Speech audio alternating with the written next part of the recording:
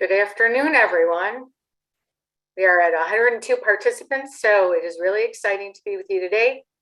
My name is Lisa Chapman, and I'm the Director of Public Policy at the Michigan Coalition Against Homelessness. And I'm thrilled to have you with us today for a great conversation about serving survivors of human trafficking. And our partners and colleagues today who will be presenting and talking with you. We're really pleased to have Mary Peterson, Sarah Prout-Rennie, and Merkeb Johannes from the Michigan Coalition to End Domestic and Sexual Violence. And with no more, I'm just going to two things quickly, and then we'll turn it right over to them. You are all muted for the best voice quality for our speakers. So if you have questions, please put them in the Q&A box or in the chat, and we'll be monitoring those as we go along. We really want the speakers are interested in hearing from you and having this be as interactive as possible with a big group. So please feel free to pose your questions as we go along. And without further ado, I will turn it over to our colleagues. Thank you so much. Thank you, Lisa. Good afternoon, everyone, and thank you for joining us this afternoon.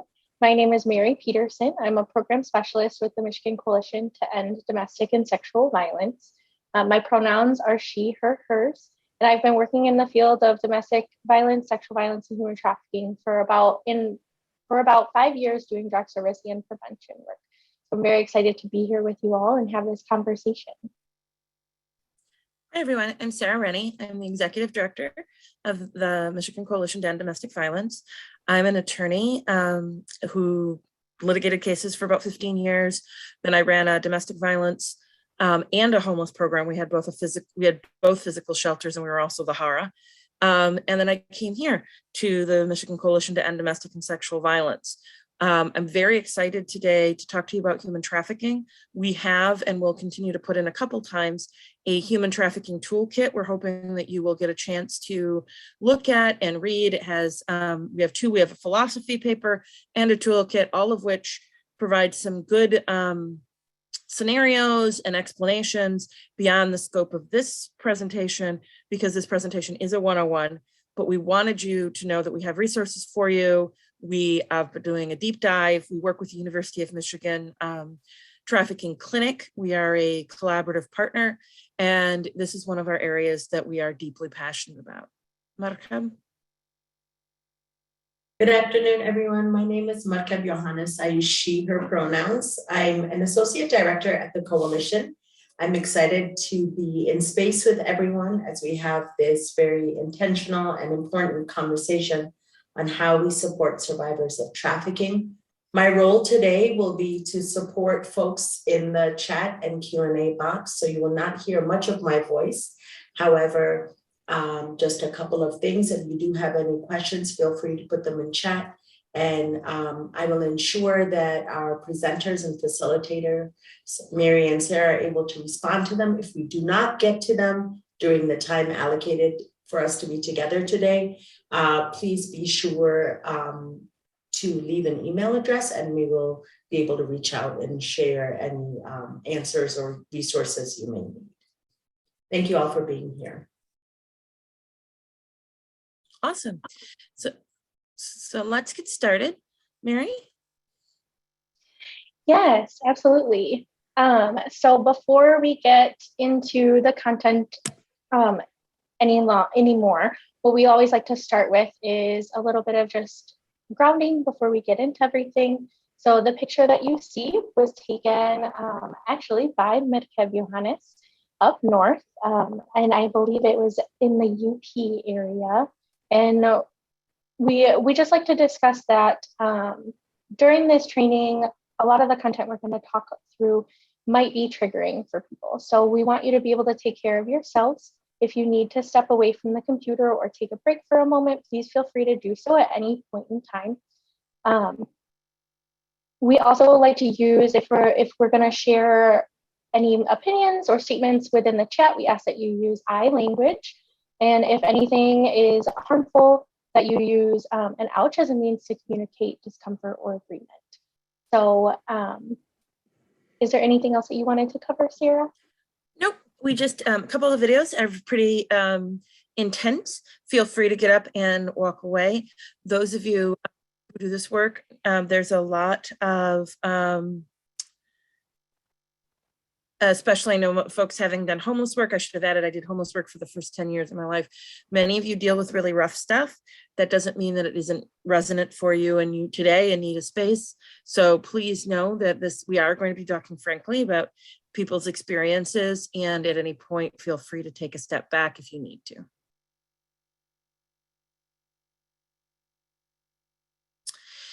So one of the first slides we start with is intersectionality. Intersectionality is a concept around the idea that all of us carry different identities. And that combination, we're not just one identity. I am not just a woman, I'm a woman who grew up in poverty, but you wouldn't know that, right? How I carry that identity affects my ability to interact with systems, including yours. So if you have a history of, or a cultural history of not knowing if you can trust a particular system, you may not trust housing or law enforcement, and we have to be aware that folks carry those identities with them. This was a Kimberly Crenshaw development, who was a woman of color who also was gay. Under the law, she sort of had to choose which she was, and that was completely outside the experience of most folks. She was actually being discriminated against because she was both gay and Black. So we use an intersectional lens, which means we talk about people in terms of their lived experience and how their identities shape their relationship to systems, and how systems have historically shaped their own relationships to identities. There's really good work going to be done by the racial equity work from Micah around the ideas of how housing has historically disenfranchised folks of color. There's a lot of research right now about the VI SPDAT in having an innate implicit bias. And you must understand that our systems are not colorblind, and we have to understand that our folks that are seeing us are deeply aware of that. So when we're working with trafficking survivors, they're no different. They have their lived experience, and then they have the experience of being who they are as they operate through the world and how systems react to them. And in order to do this job well, we have to ensure that we recognize that and respond in a trauma-informed way accordingly. Mary?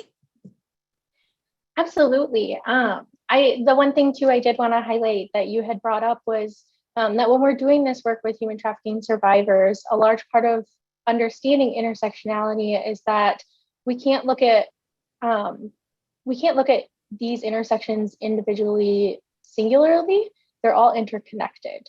So when we're working with survivors, we have to remind ourselves of that, so that way we know how the different intersections may interact with those systems.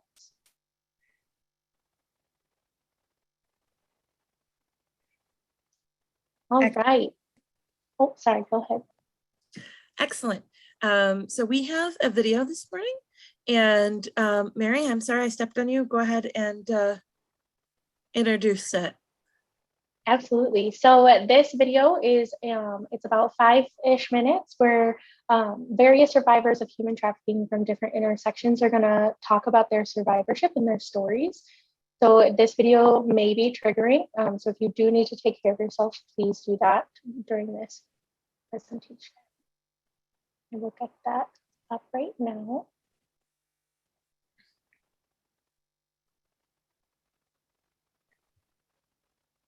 When I was a young child, I was called stupid, a bitch, a whore, a slut. I was called names all the time. I wasn't loved. My mom actually was diagnosed with cancer when I was 13, and within 90 days she passed. And it was incredibly traumatic on the entire family. My dad is the one that took it the hardest.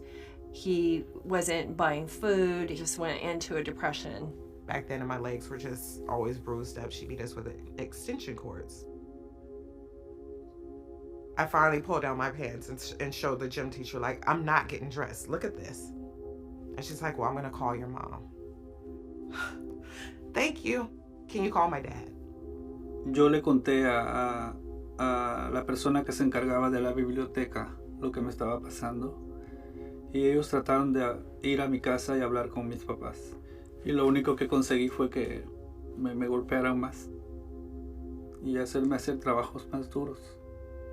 When my father would come home drunk or whatever it was, I would basically just freeze. I would be paralyzed, you know. I would just hide somewhere and hope that he didn't come bother me that night. It was kind of just this terrorist living in the house. My mom really used to pick on me. I liked my dad the most, so me and her we never got along. So when my dad started going to jail and she said that he was hitting her, I never believed her. When she actually had a bruise on her eye, I couldn't really say that he didn't do it. So it was pretty hard for me when I figured it out. My mother was raped repeatedly. My mother has a lot of trauma. She never healed. She had her own issues and she has a lot of mental health issues. She's now schizophrenic. So if that doesn't let you know kind of where I came from. My dad was always gone. My dad had he was a drug addict and he kind of just disappeared. So, you know, I kind of grew up with my mom, single mom of 3 girls, and she always worked, so I kind of was alone. Yeah, I had my sisters, but I was kind of I'm the middle child. I was kind of the odd one out. I didn't know what I wanted to do with myself. I didn't know my self-worth or understand who I was. And the fact that I didn't have a dad at home and my mom was always at the restaurant, I felt like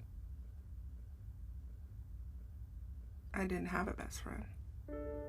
I never, ever, ever thought in my whole, as a child growing up, that I would end up prostituting. I was very impressionable. I was very vulnerable. I mean, I was alone. Had nowhere to go. And things with him started getting violent pretty early on. But it wasn't unusual for me because I come from a home like that. So when he would hit me, I would think that it was because he loved me. He was my world.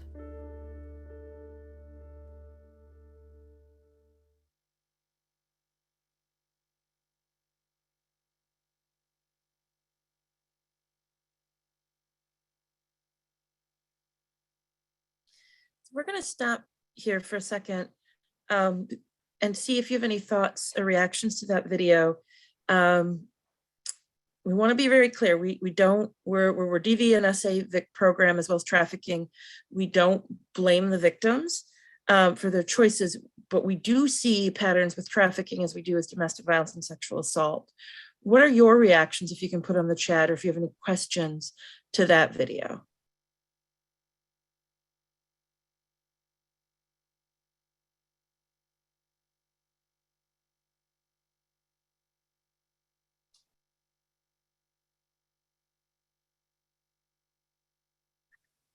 You can all talk at once in the chat.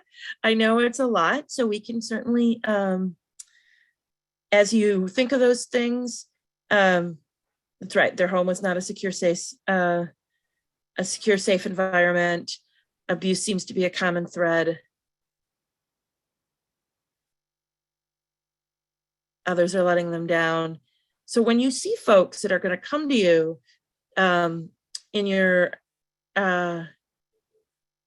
your work, one of the things I want you to look at is that they've already had trouble with folks letting them down. And so we have to be the more positive interactions that you have. And again, I worked for HARA. I know not all of you are intake, but you are normally all working with some folks or working with folks who are homeless. Understand that everybody comes to us with that trauma. Trauma is a human experience. Homelessness is a trauma, and there may be a whole story that you don't know about. Sort of, we see the tip of the iceberg. Mary? Absolutely. And it's important through the video, you can see that the survivors talk about the various intersections that they hold and the impact that that had on their lives. It's important when we're working with survivors of human trafficking and all survivors to be able to recognize that and hear that and make space for it and understand how their intersection, how systems are going to interact with their intersections as well. Which leads us.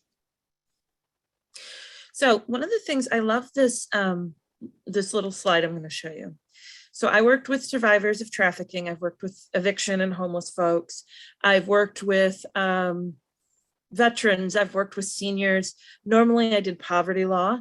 And all of them you could put in this little bubble, whether it's survivor or not, in terms of the things that they're facing. We only see, so I want you to imagine you're in this little bubble and your job is to be in the bubble with them, not to be another system. Mary? So you come in as a survivor and there's all these people talking to you. There's religious, there's the criminal justice system, there's the civil justice system, normally if you have kids, there's the housing system, there's mental health, there's medical, there's employment. If you're getting public benefits, there's mandatory employment and requirements you have to get for your mandatory benefits. And you're just escaping or dealing on your own with having to leave a trafficking situation or trying to become and stay safe. So these folks are talking to you. Next slide, next. And then more folks talk to you. More financial supports, legal, family, friend of the court, child protective services. Oh, let's not forget your kid's school. Little Johnny's probably acting out, and the kid needs mental health if you have children's mental health services. And the next one is if you are a person who is undocumented, you may be needing English supports, immigration supports. If you're a person with a disability, you need disability supports, LGBT support services, and biases on all of this inner circle are affecting you. And you're just trying to figure out where you're going to sleep that night with you and your kids. And so what I advocate to those of you who do this work is let's be in the bubble with the survivor, not one of the arrows talking at them. Understand that that is overwhelming. Our systems are not trauma informed. We don't understand that people in trauma cannot biologically intake. I would have trouble not in trauma intaking the amount of stuff we do systematically to folks who are homeless. It's even worse that if you're trauma and you're a trafficking survivor. Mary? Absolutely. I think it's important too when we're doing this work as providers and advocating for those that we're working with to consider all of these systems. And when we're doing our intake paperwork, so when we're meeting with clients, I think as providers, sometimes it can be a little easy to get caught up in the tasks that we have to get done with those that we're working with, making sure that they're getting their housing and employment and checking those boxes. But in doing so, we're forgetting the impact that all of these systems are having on that survivor in that moment. So it's important to keep this in mind in your daily work. Thank you, Mary. So I'm gonna let Mary do this wheel. Absolutely. So in the field of domestic violence, sexual violence, and human trafficking, we use the power and control wheel. The power and control wheel was created by Ellen Pence through research with survivors themselves, where they interviewed many survivors across a span of dynamics to see what the most common that they could find tactics were that perpetrators used. Now, this is not a complete list. We always like to stress that. This is just a starting point, essentially. So the power and control wheel itself has been adapted to various forms of trauma. So we have on the right, you'll see the sex trafficking and labor trafficking power and control wheel. On the right, you'll see the power and control wheel for homophobia, biphobia, transphobia, heterosexism. And what you'll see going through these is that we've been talking about how domestic violence, sexual assault, and human trafficking all intersect with each other. And you'll see that through these wheels. So a lot of the tactics that are used are common with each. So using intimidation, emotional abuse, isolation, denying, blaming, and minimizing, sexual abuse, physical abuse, using privilege, economic abuse. And why we like to bring this up is, especially when we're considering human trafficking, is that we're serving these survivors every day, whether they disclose it or not. So it's important for us to be able to recognize this. Now, when we utilize the power and control wheel, this is something that you can go through with clients if that is something that they choose, but you can also just provide it as a resource. It's a really good way for survivors to be able to pinpoint and talk through their survivorship as well. Thank you. Did you want to add in? Yeah. No, I think you did an excellent job.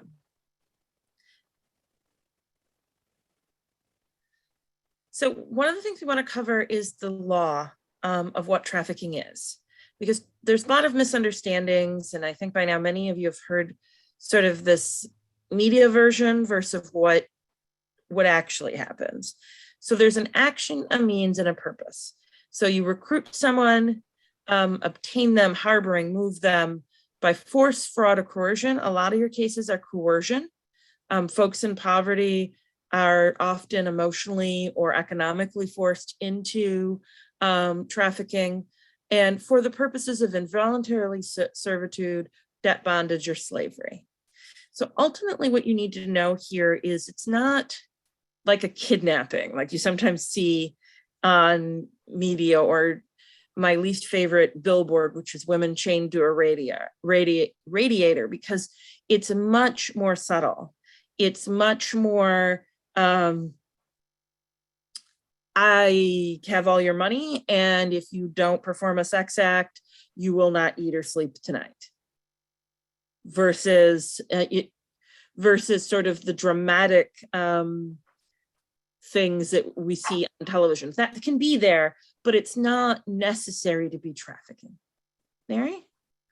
Absolutely. I wanted to highlight when you brought up that often when it comes to human trafficking, the way that our society has pictured human trafficking is, like Sarah said, where it's someone getting kidnapped out of a Meijer parking lot or something of that sort. And while that can happen, I just really wanted to underscore what you had mentioned, that that's not necessarily as frequent. So what we know of human trafficking is that it has a lot of intersections with domestic violence and sexual violence as well, where it's more often than not, either an acquaintance, a friend, an intimate partner. It's someone that the survivor has known and some sort of relationship has been built more frequently. And I'd like to also add, just because someone was trafficked at 13 and then are engaging in, air quotes, voluntary sex acts at 19 because of other types of trauma, doesn't mean she's not a trafficking victim. We also are looking for a clean line sometimes.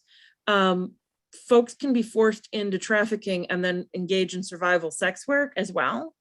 And that doesn't mean she is not a trafficking victim. It's really important as we do this work, you set aside any judgments you have. If someone's been forced into sex work or labor trafficking, and then later somehow get some compensation, that doesn't change the trauma. And it doesn't change the fact that trafficking exists.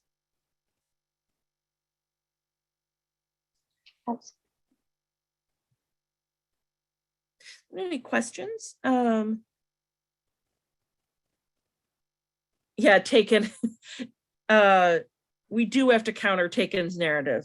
My husband loves that movie. It has nothing to do with the reality of most folks in trafficking. Take it for what it is, which is Liam Neeson having a special set of skills.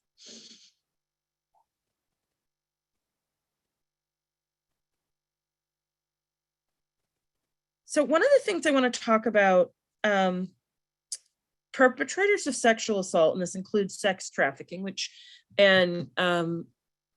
because of a certain type of predator that looks at sexual assault and sex trafficking, are looking for vulnerability, accessibility, and credibility. We call it the VAC model. Vulnerability is folks who are vulnerable to exploitation. That can be because of age, disability, poverty, Sometimes you can be made vulnerable by alcohol or drug, involuntary or subtle use of forcing of drugs. Accessible, meaning they're there, and they lack credibility. So one of the things, I used to work very extensively with folks with a disability, and I had a developmentally disabled person who had been sexually assaulted multiple times by multiple partners. And law enforcement would be like, this can't be happening. And I'm like, yeah, it is. And she fits this model because she's vulnerable, and you don't believe her because she's developmentally disabled. And it's very clear in trafficking that perpetrators are looking for that. So there's no, people always ask, like, what is the sort of model of what victims are like? Victims come across all socioeconomic. Perpetrators, however, are looking for this sort of trifecta of vulnerable, accessible, and credible. And that can be a variety of different folks, but often they're looking for this so that people won't believe the victim if she should come forward. Absolutely. And when it comes to human trafficking survivors, often we see them portrayed as sometimes lesser, as dirty or engaged in taboo behavior, broken or forsaken. And as Sarah had just mentioned, perpetrators seek that out. They seek it out so that they look for that vulnerability so that they can create a lack of credibility. And it's important when we're doing this work, whether it's as a homeless service provider or a provider for domestic violence or sexual violence, that we take that into consideration. And in part of doing that is mirroring the language that the survivor uses. So some survivors might not want to be labeled as a survivor, or they might have certain language that they use when it comes to the work that they're doing or their survivorship story. And so a part of being present and meeting them where they're at is mirroring the language that is used. And as well, respecting their choices and experiences. So sometimes it can be easy doing this work to let our own biases in when we're meeting with clients and survivors. And it's important when we're an imperative, when we're working one-on-one with someone, that we leave out our own bias, and whether that's we agree or disagree with their choices that they're making, it's theirs and theirs alone. And it's part of our job to be supportive. Thank you, Mary. So people also always ask Mary and I, why didn't, and I'm going to use gendered pronouns, but it could be men, could be women. I'm used to dealing with female survivors. That's my own experience. It doesn't mean representative of anything, but why didn't she come forward? Why did she or he, why did she stay in this situation? We have a lot of shame or guilt in our society. Particularly if you've been sex trafficked, but if you've been trapped into labor trafficking as well. We're not very supportive of folks who perhaps are undocumented and have been forced into labor trafficking.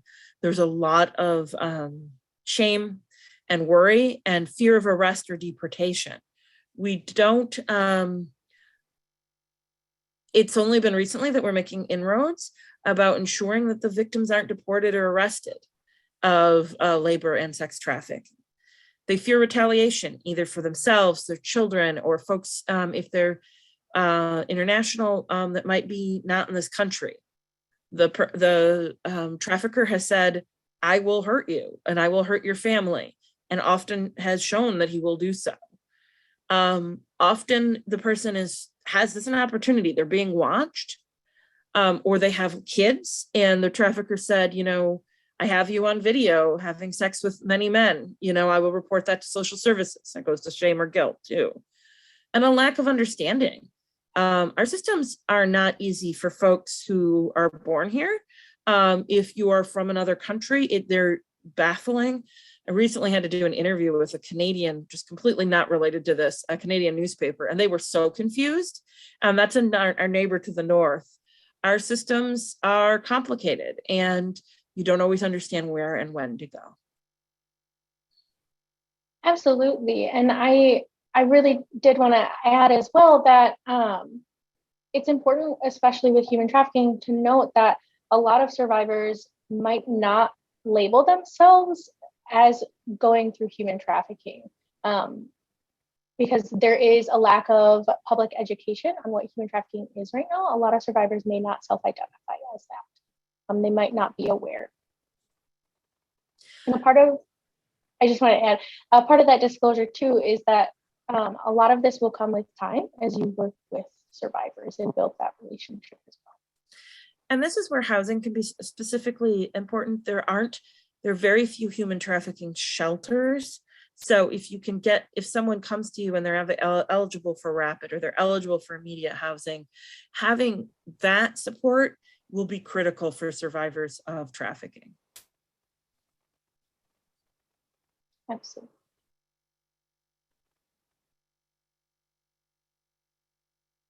So I'm going to touch on this and then let Mary talk about it. So also, everything's remote right now. So you're often in the room with your perpetrator or your trafficker. Safety planning with a survivor of trafficking is really important, particularly if you're remote. Is he in the other room? Do you have to wipe the history? Can you, think of ways that she or he can become safe if they're being trafficked?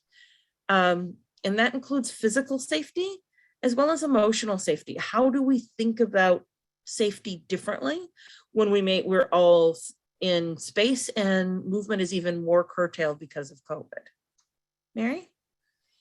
Absolutely. So when we're safety planning with survivors, it's important to ask the survivor what has helped them in the past. It's easy when we're doing this work to make an assumption of what we think is going to just automatically make someone feel safe or have safety, but it's important to ask them directly. And that will help them be able to know and be able to apply things that have worked for them in the past. A big part of that physical safety is also considering security systems, whether that's in our shelters or it's if that's something that the survivor is seeking out as well, but also to know that with that, because that's something I've often had advocates bring up, to know that there can be concerns with security within those security system programs. And so considering that as well when you're planning. And one big thing too, as far as physical safety that I always love to bring up with this is location services, and knowing what location services are on, if the survivor wants to leave or has already left and that's something that they want to seek out, know where those are, whether that's on social media or their phone. Knowing when you're safety planning, for example, often I know that when I was an advocate, I would tell people that you can go and you can take out money like the cash back at Myers, and that's a safe way to take out money. Which it can be, but also knowing that if you use M-Perks, if someone has access also to your M-Perks, they can see that cash withdrawal and where it was at, what store it was located at. So understanding all of these, especially during a time of COVID, where survivors might be more isolated and at home with quarantining and things of that nature.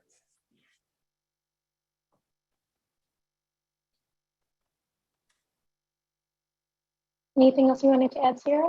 No, thank you.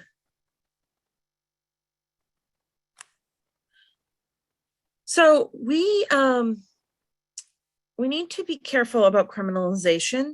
Not that we don't think perpetrators should be held accountable. It just can't be our own. It's only one tool in our toolbox. Because we rely on law enforcement alone to address trafficking, it can harm survivors. Because as we said, there's no supports on the other side of housing, emotional supports, food, all of those things. And forcing a criminal justice response may force survivors to take part in criminal cases. And that can put the survivor in an unsafe place. Survivors are often arrested in a criminal justice system. So, we have to listen to what the survivor wants, not necessarily what we think should happen.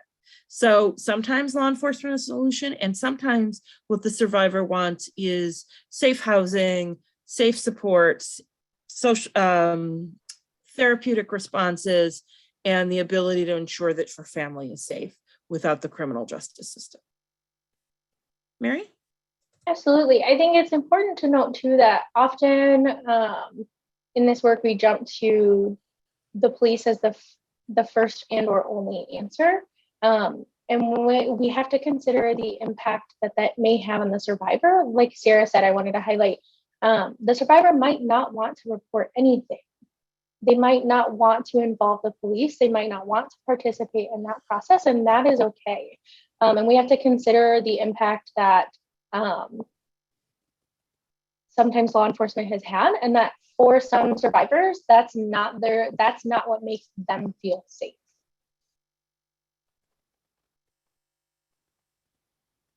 Anything else you wanted to add, Sarah? I do not. Thank you very much. So one of the things we see a lot of, and this is, so unlike the domestic violence and sexual assault movement started with survivors by survivors, and it started in the late 70s. The anti-trafficking movement started in sort of, and then survivors of say worked with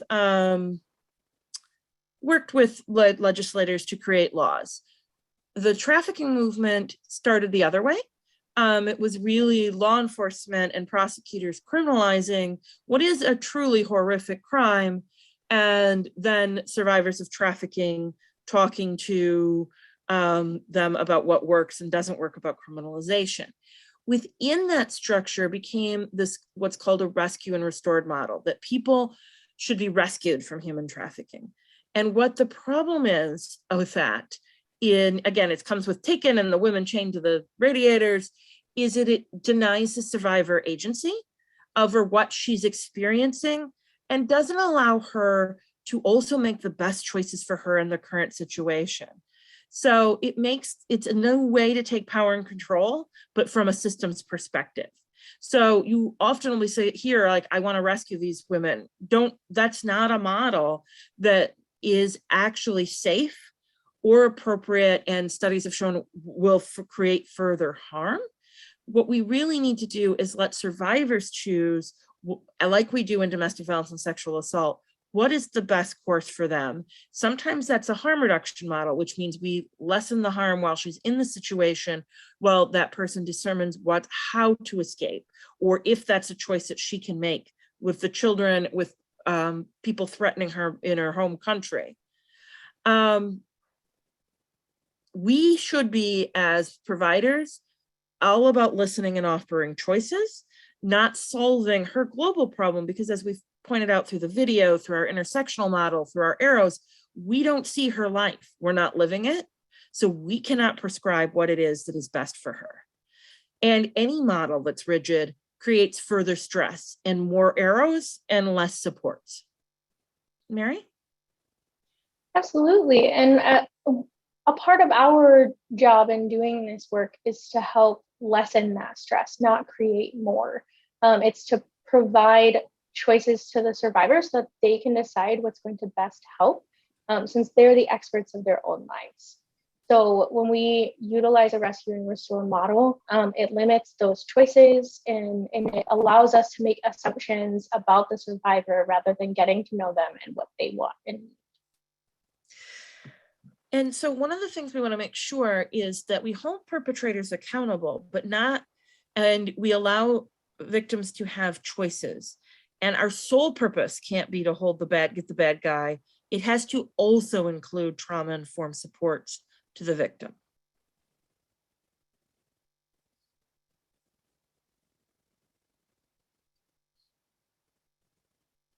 So instead, we look at a harm reduction model. We don't push people to a particular outcome. We provide people choices. We help provide better living conditions. We provide tools like prophylactics if they're not at a safe place that will be supportive of where the person is at. We make sure folks are fed. That should always be a first thing. There's always something, and having done boots on the ground social justice work, I can usually find a bag of groceries if folks need them. We are flexible. We do basic needs, food, clothes, condoms. and remove compliance focus. So that means we're not saying if you don't do X, we won't help you, because we don't know whether X is even possible. And lots of folks get addicted within the structure of being trafficked. We can't say to someone, you absolutely, in order to have our services, should not be using drugs or alcohol, when we don't have any programs. And those of you who work specifically with homeless folks will know this. Many counties do not have sufficient drug treatment programs or any. So it's absolutely setting someone up to fail to say you have to not be using it all to get our services when we don't have any place for them to even access if they wanted to. Absolutely. And I think a part of that harm reduction as well is knowing, and I always like to mention this to advocates, is knowing what resources are in your community before you even meet with someone. So especially when it comes to I know a lot of the providers here are working strictly with housing and homeless services. So you might have to refer out for some of those other options for that survivor. Get to know what you have in your community and the surrounding areas before that happens. That way, if it's something when you're meeting with someone that you don't know and you haven't found out yet, that's okay. But I would push you to research that before you meet with someone. And I'd also want to say, because Mary and I have both done direct service work for quite a long time, understand advocacy, housing advocacy, domestic violence advocacy is sometimes about bearing witness and being as supportive and kind as you can and doing the harm reduction model, because the idea that you're going to solve someone's problems anyway is an illusion, because we don't have the tools. All of you who work with homeless folks in general know that if you ran the world, there would be a whole lot more resources for people. So know that you have to do what you have to do to keep yourself in self-care, and that we can't control things, but what we can do is make things better for that person, whether that's kindness, whether that's food, whether that's clothes, whether that's housing placement. Knowing that we can provide supports is the beginning for allowing that survivor to start her journey towards safety. It's about surrendering control. Almost all advocacy is. Mary? Yeah, absolutely. And I just wanted to really, really stress up a couple points that you had brought up of we can't define what their basic needs are. We can have a relative idea of what they are, what they could be, but only the survivor can do that. And I think that sometimes it can be easy to fall into passing judgment when a survivor prioritizes something like, let's say, for example, I've worked with a lot of survivors where they came in and their first priority was like finding a cell phone. And I think when I was newer into advocacy, it was really easy for me to fall into that judgment phase and say, you know, you don't have housing, you don't have transportation. Why is it that you would need a cell phone first? You have all these other things that we should get to. And it's really important for us to understand the various barriers that a survivor is facing on a daily basis with these systems that they're interacting with. When it comes to that example of a cell phone, most people, when it comes to applying for housing or a job or childcare, you have to have a form of contact in order to even submit an application. So knowing that ahead of time as well. Thank you, Mary. So harm reduction goes with the empowerment model, which is centering choices like we've discussed. The survivor has the responsibility and agency to decide what they want and what they believe is feasible within their own life. Housing advocates, DV advocates, folks in the community respect those decisions. So we're not judging like, if you go back there, I won't help you. We're like, we'll always be here. Let us know what you need. And we avoid savior mentality. So I will be the first one to say in my early 20s that I was totally going to save people. It took a lot of work, and that was about me, not about the survivor, to realize that what it was that I needed to switch the focus from me saving people to what the survivor needed.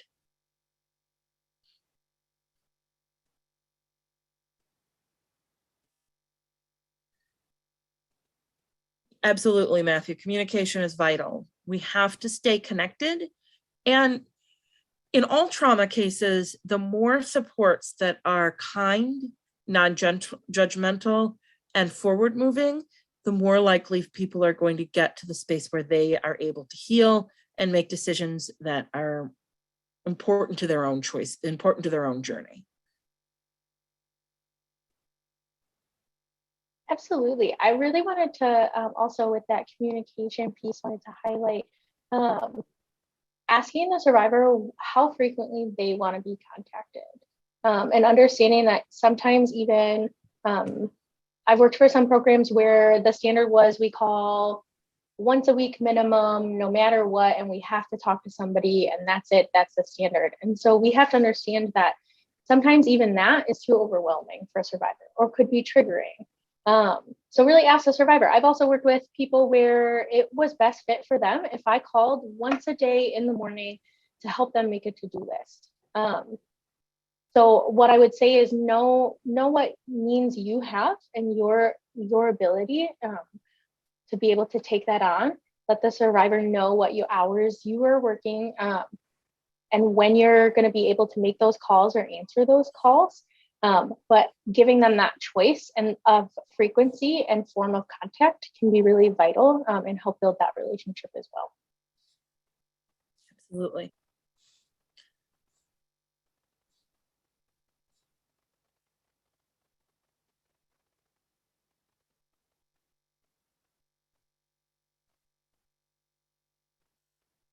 Are there any other questions or anything that anyone else wanted to add before we move on?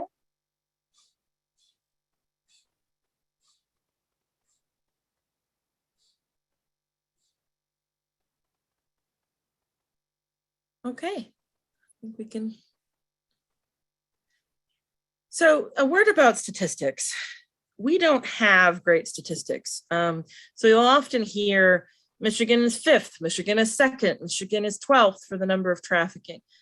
Because nobody has really good statistics on human trafficking. They're working on it.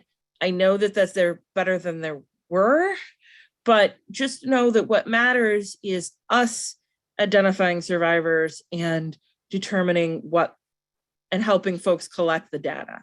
So we know in Michigan that in 2020, there were 295 trafficking cases reported this year. We do think it is a sort of tip of the iceberg situation, but we have no good, I mean, to be honest, the data is not excellent because there hasn't been a good way of tracking these. Mary? Absolutely. So these statistics that we pulled were from the National Human Trafficking Hotline, which partners with the Polaris Project. And we'll have in a few slides some links to some resources that are really good for human trafficking that we've compiled for you all. But I really did just want to highlight what Sarah said, that a lot of researchers and those that work for the hotline say that we know this is very underreported. So when we consider this, one, making sure that we understand we can't necessarily rank states by how many calls because it is underreported, but understanding as well that the numbers we see are so much higher in reality. These are just the people that feel comfortable coming forward and talking about their situation and reporting it as well.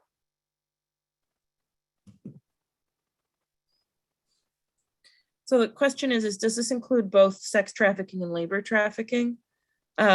I believe it does, yes? Mm-hmm. Yep.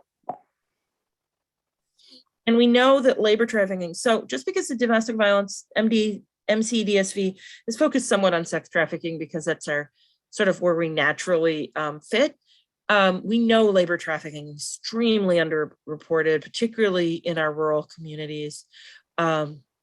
We know that there's significant trauma. We also know that the resources, and we'll put on some resources at the end, are just not as available. It is really important to understand that you're going to be seeing labor trafficking folks. You may not know it. It presents with folks who are often escorted, with whose kids may be going to a school that's different than the one they should be going to. Folks are often non-English speaking. And it's important to know that labor trafficking folks are fitting that model where they are being coerced. Absolutely. And with that labor trafficking, especially, often tactics are used like withholding documentation or threatening to contact immigration if they are undocumented. Often if they don't speak English, often traffickers will limit their ability to learn English or interact with other people. So that way they can limit their ability to reach out for assistance as well. Absolutely.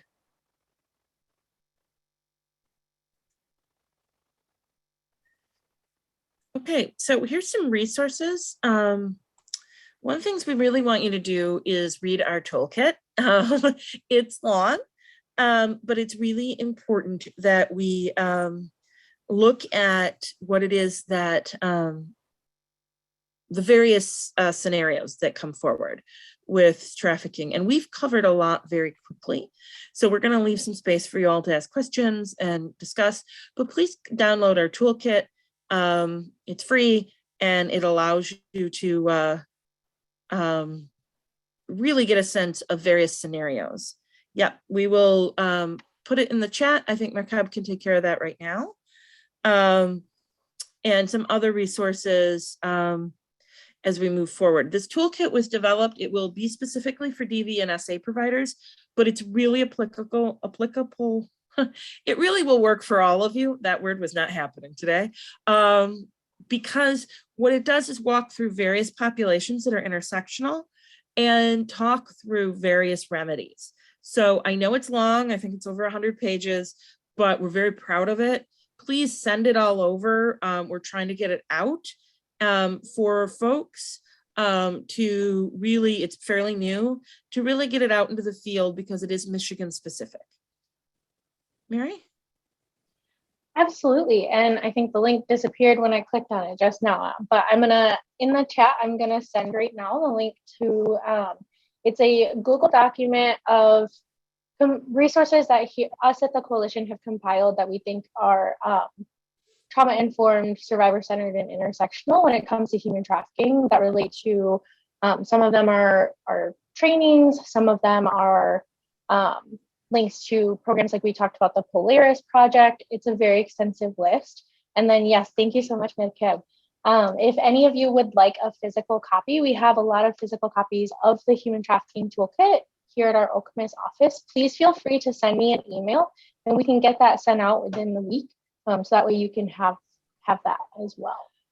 And please feel free if there's folks not on here who might want, so I'm old and I like a hard copy. Obviously you can make your own PDF and print it, but it's, we have it bound. So if you want a copy that's not, that's already bound for you, I find those easier to read if I'm going to actually read something. It's harder for me to read online. If you have someone in your community that you think would benefit from this, please get it out there. We are asking for your help because it really puts together different resources, different understandings, and really an in-depth analysis of the federal and state laws, as well as how survivors interact with our systems.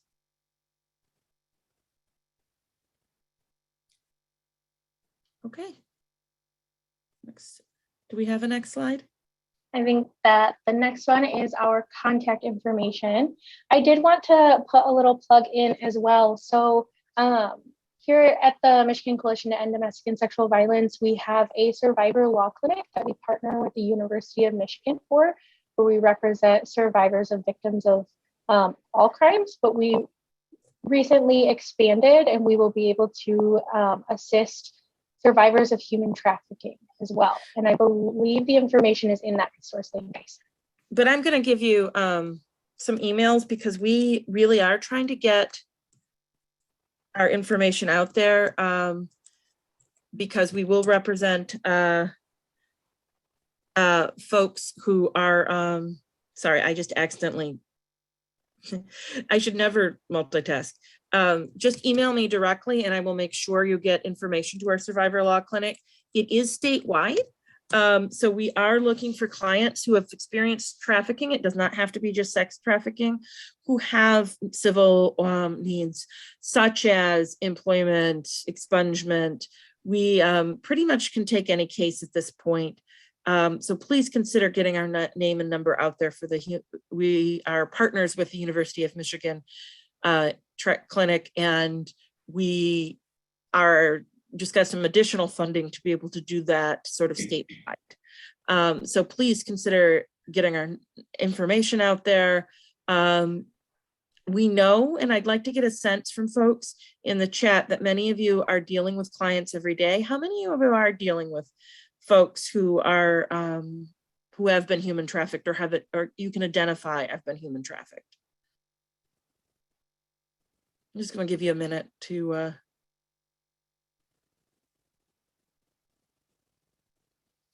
so if you can take us off the shared screen, I'd like to see as many people as possible, because I think it'd be really important to make sure that you can see us.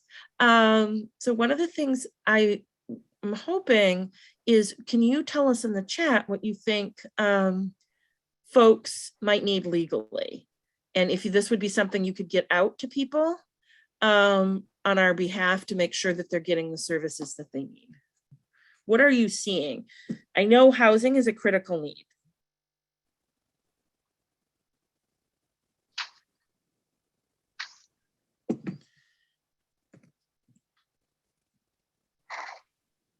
Mental health services. Child custody, transportation, custody. We agree, custody seems to be one of the critical issues that we're seeing legally.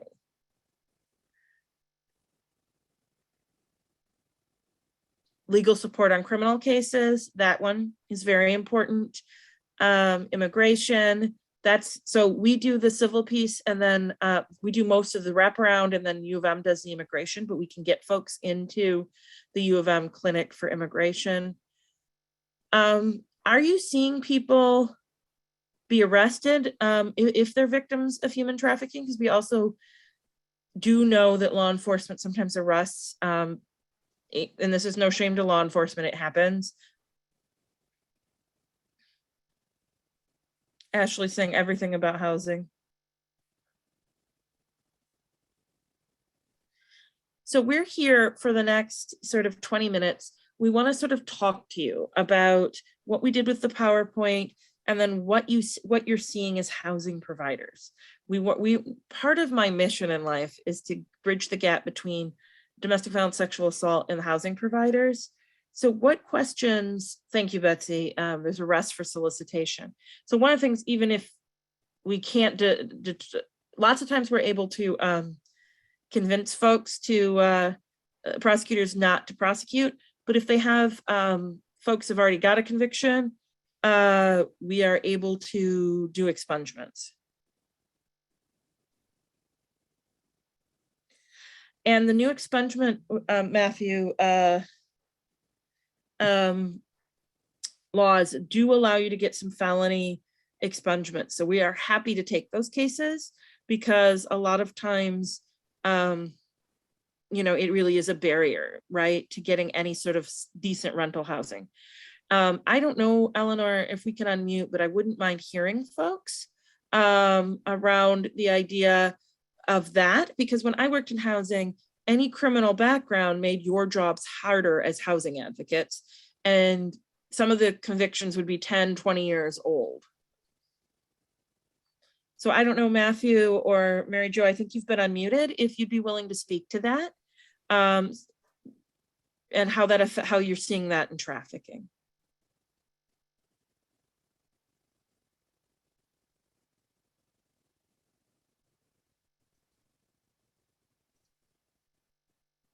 Bob? I can't unmute you. Can you unmute him? I just well, let's see, I thought I did. Looks like you accidentally remuted everybody. Everybody was unmuted, and then they all got remuted.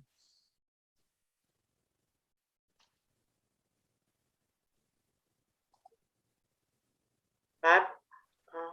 You're still muted them. Eleanor, can you do it?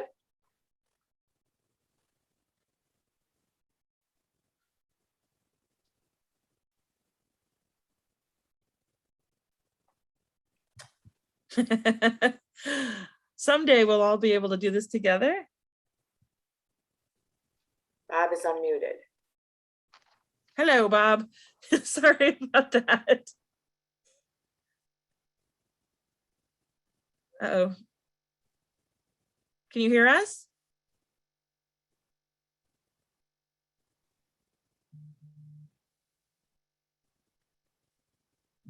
Oh, I don't think he's ready to speak. Okay.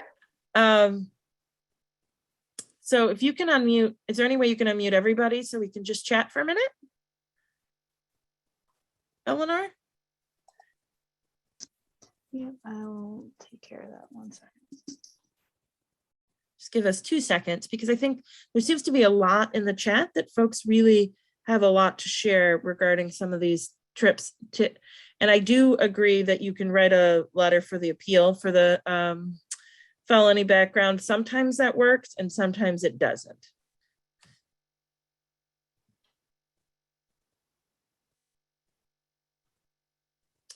So in the meantime, if folks can give ideas, continue to give your thoughts in the chat, because I think this is really important that we get a sense of your experiences as we move forward. Sorry for the technical difficulties. If you guys ran the world, what would you have for victims of human trafficking?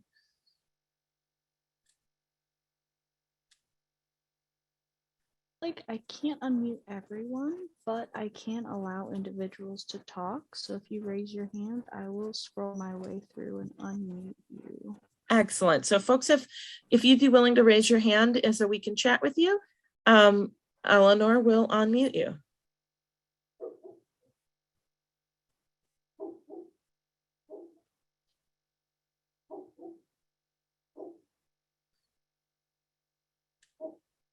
Thank you, Betsy. All right, so let me ask a specific Matthew. Thank you. Can you unmute Matthew, Eleanor? Hi, can you hear me?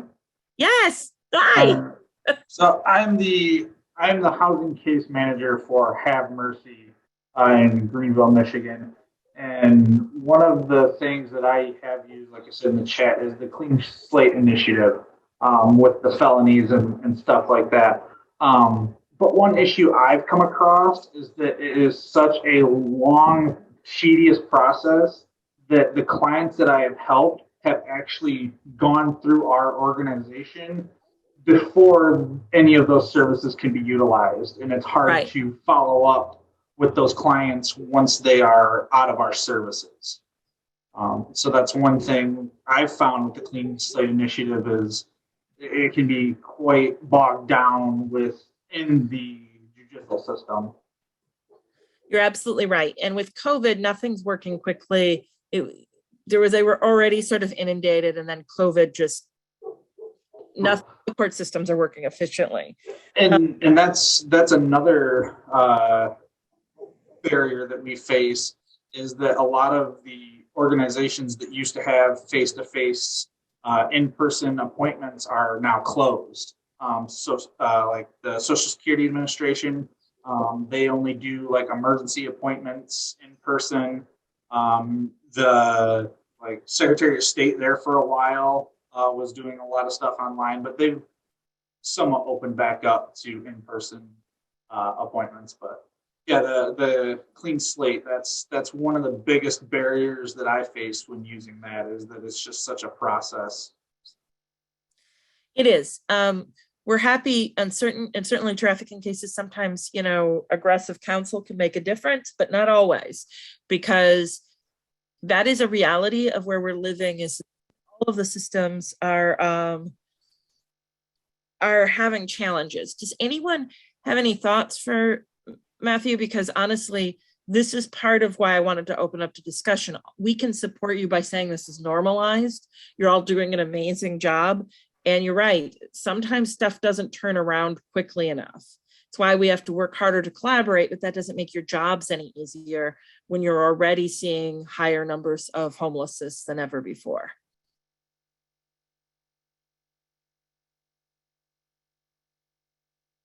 If anyone else who'd like to, oh, Anna? Is it Anna or Anna? Either or. It's fine. I wanted to just comment, I forgot even the first question. Oh, if you have a past history of any trafficking, maybe not so much, but you know, sexual abuse, etc. And it's kind of like a snowball because everything kind of piles up. So if you're not in another type of abusive situation, whether it be verbal, physical, emotional, psychological, it becomes a snowball. And all those services that everyone listed that are needs for an individual, it just becomes like you need so many things and there's so many things to address that you can't even get out of it. And you end up in this cycle of a rolling ball that just never ends. Of it just gets bigger and bigger, and it's like you can't even comprehend it. On top of, so then on what you were just saying, the court system, every system moves slow. I think it's funny how quick they have been to do evictions, especially with COVID, if it's unwarranted, or I mean, judges have their own say, you know, to hold off on things that are, if they're having a bench trial or even a driving while license suspended, and being judged because you are attending Zoom because you have COVID. And I experienced that, and the judge was horrible to me, not knowing what I've been through. And it, it's just it's there, every system is broken, and this has shown its brokenness. Every system's brokenness has came to light throughout COVID, because if there's a system that could fail, I've had it. And I'm just an RN who was trying to stay alive. That's immunocompromised. It's sad. It sounds like you've been through a lot, and I'm sorry to hear that. It's one of the reasons we want to create some space to talk to each other, because systems are struggling and we don't want to be another arrow, right? It is better to tell someone we can't help them than have them jump through hoops when there's no potential for outcome, right? Just no potential for a good outcome. So it's really important. As you said, things do get better though, if we're able to come through as a community and respond. It isn't hopeless. It's just, it probably feels that way. And I am sorry for that. But we need to work together to create as much structure as we can, knowing and acknowledging and not pretending that there aren't structural problems within COVID. And I know for all of you on this call, you're probably exhausted. Many of you are parents, many of you are, in high stress fields, many of you are homeless advocates. I just want to give you a moment to say that we appreciate you keeping on. I see you, even if most of society doesn't. I know it's hard, and we'll get through it. You're doing amazing work, and we're going to continue to help people and get through this. And hopefully we'll learn to value better and different things when we're done. Is there any other? Thank you. Thank you, Anna. Or suggestions before we close? We're a little early, but I also want to, I don't have to close. I want to hold the space open for anything you all want to talk about with trafficking, or if you want to, like Anna did, talk a little bit about your own journeys, because part of the problem is our own isolation. And I'm asking you to do heroic things, which is not be another system to care individually about the person in front of you, when it can feel, and we're hearing from our own programs, just overwhelming because of the massive sort of structural failures. So if anyone needs that space, we can hold that as well.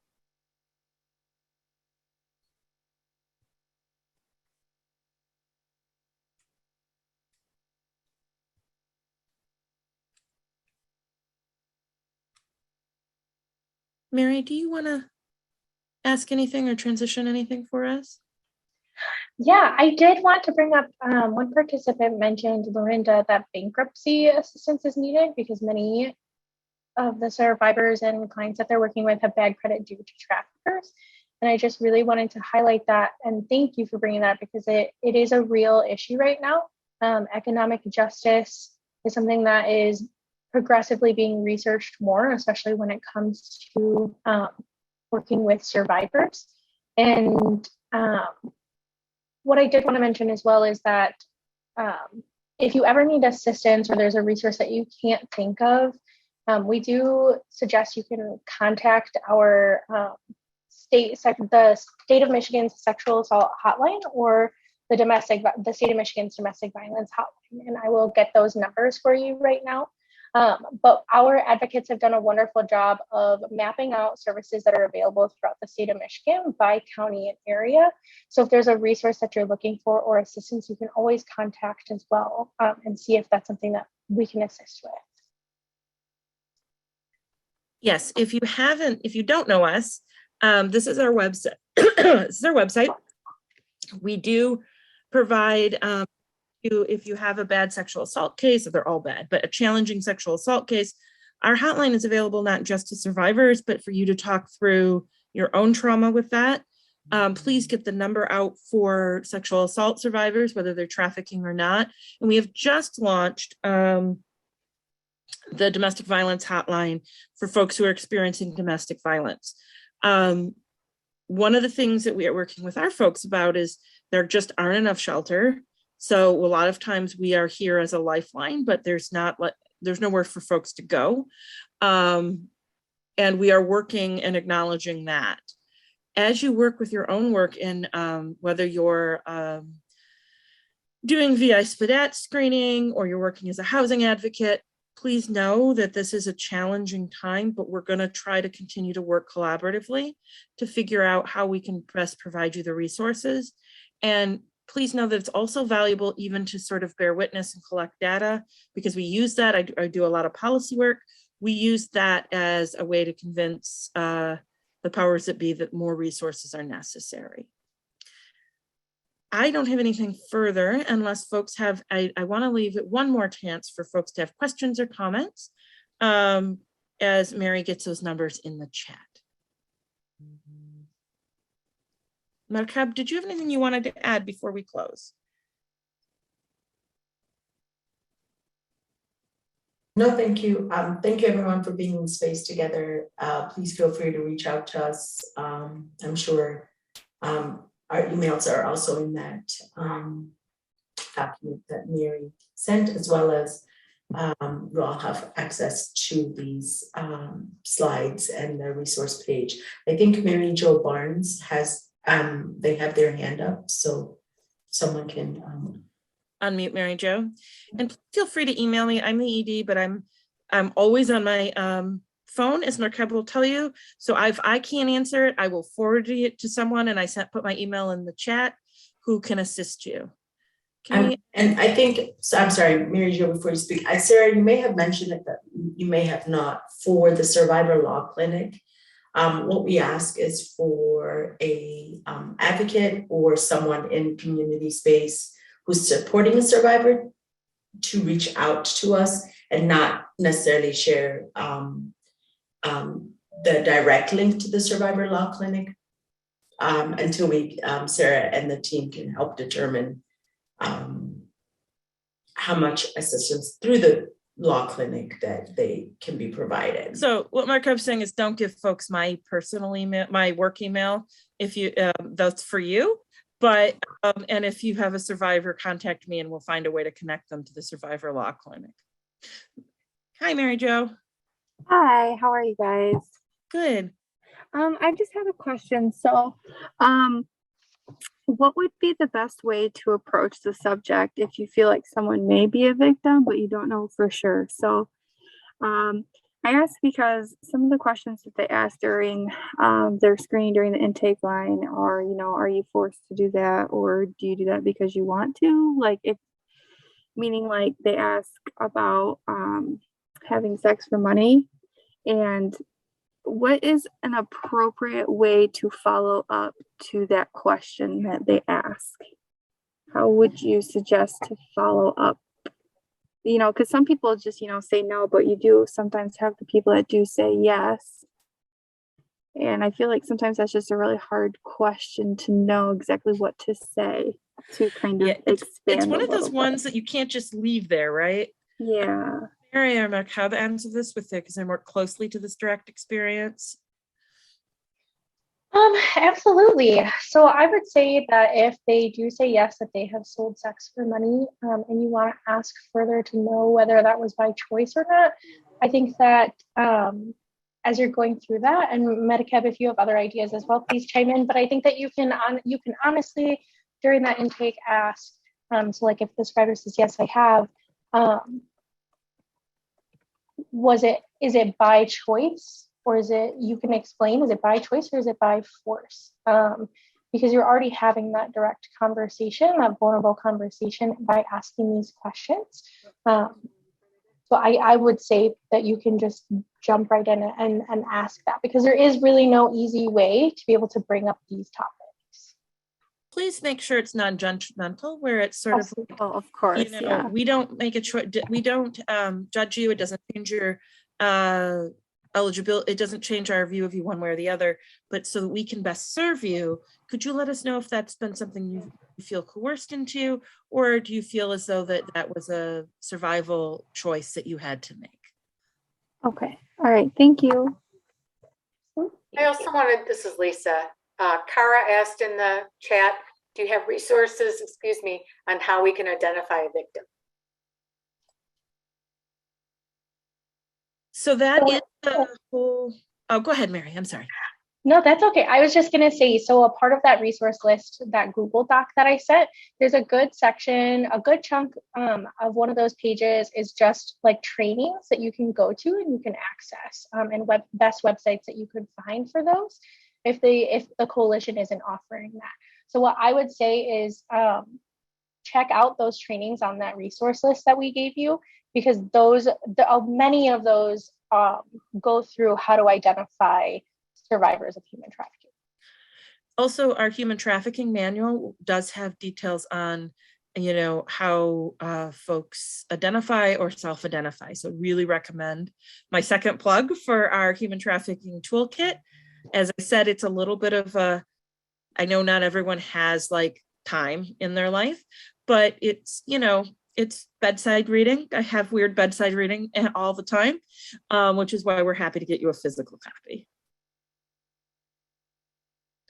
Mary Jo, your hand's still up. I just want to make sure that we covered everything. Oh, her hand went back down. Sorry about that. All right. I just want to thank everybody. Please reach out to us. And we are here. Please let everyone know if this was helpful or if you'd like a sort of more advanced version, because we work with Micah. And so this is sort of human trafficking 101. We can do a more in-depth one if all those kinds of, if that would be necessary. And any other topics that you might find helpful in your work, please know that we're here to support you. Thank you so much, Sarah, Mary, and Merkab. And as you can see in the chat, everybody really appreciated it. One thing I wanted to point out, a takeaway is, Sarah, your line, really resonated. Advocacy is about surrendering control. And you really have to really focus on the path that the survivor identifies and personal choice. And that really resonated through all your comments, Sarah and Mary. So thank you so much. I did want to make one more plug. If people are joining us because you're a Micah member, thank you. If not, you can become a Micah member. This, our lovely colleagues are doing this training voluntarily, and we appreciate them. And we bring a lot of great content to you through our membership. So thank you so much. Everybody be safe this afternoon. Be well. Take good care. Thank you.